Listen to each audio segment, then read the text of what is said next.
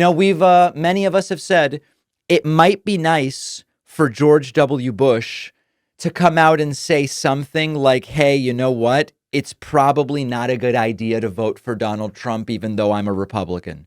George W. Bush didn't do it. Many of us, not because we thought it would necessarily be dispositive, but because we thought it would be the right thing to do, have been saying, Romney said he's not voting for him. And we have this growing list of Republicans, Dick Cheney, etc. What about George W. Bush? Well, George W. Bush has finally put out a statement, and he put it out after Donald Trump won. And I'll be honest, it's pretty damn pathetic.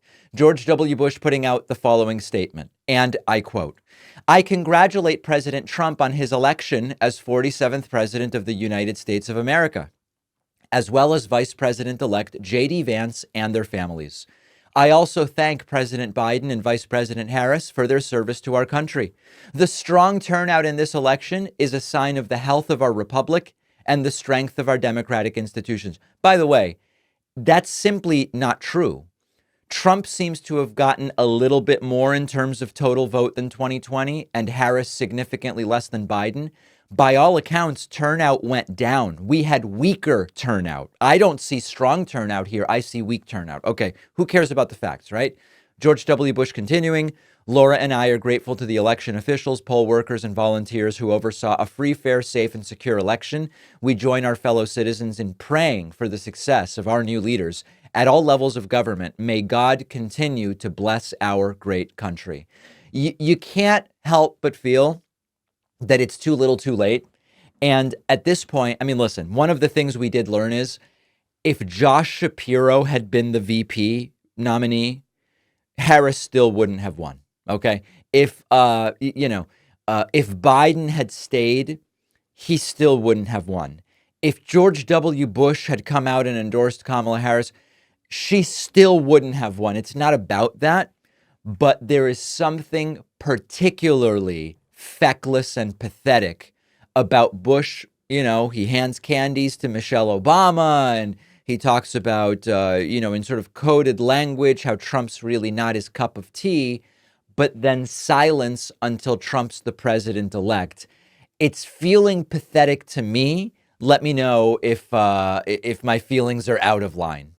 Well, I wrote a book after a long journey and a ton of work. I am really thrilled with how it turned out, and I hope you'll read it. The book is called The Echo Machine, and in a nutshell, it looks at how American politics got so broken, who has already figured out solutions, and how we can try to fix it and stop the terror of Trump for the next 4 years. With Trump winning this election, The Echo Machine couldn't be more relevant, not only a warning about how we got here, but also about what might be coming and how to prevent the worst outcomes. We've got to stay engaged. We need a plan, and that's what the book is about.